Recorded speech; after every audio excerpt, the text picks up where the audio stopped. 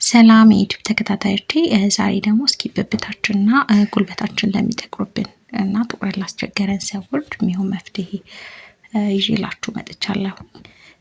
ወደዛ ከማለፌ በፊት ለዚህ ቤት አዲስ የሆናችሁ ሰብስክራይብ በማድረግ ቤተሰብ ሁኑ። ላይክ፣ ሼር ማድረግ እንዳረሱ፣ የደወል ምልክቷን መጫን እንዳረሱ አዳዲስ ሲወጣ እንዲደርሳችሁ ማለት ነው።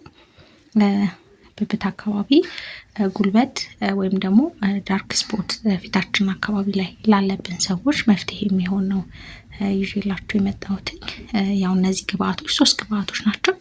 እነሱን ያው ለተከታታይ 3 ቀናት ብንጠቀም ሙልጭ አድርጎ የማጥፋት አቅም አለው ማለት ነው። ሁሉም የራሳቸው ነገር ስላላቸው ውስጣቸው ያንን ሪሙቭ ለማድረግ ይጠቅሙናል ማለት ነው። መጀመሪያ 1 ማንኪያ እርጎ እናደርጋለን።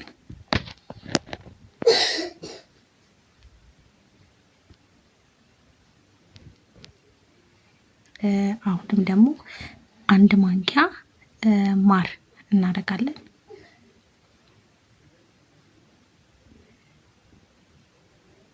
ከዛ ደግሞ 1 ማንኪያ እርድ እናደርጋለን። ግን ይሄ እርድ ምንም አይነት ቅመም የሌለበት መሆን አለበት፣ ንጹህ እርድ ማለት ነው።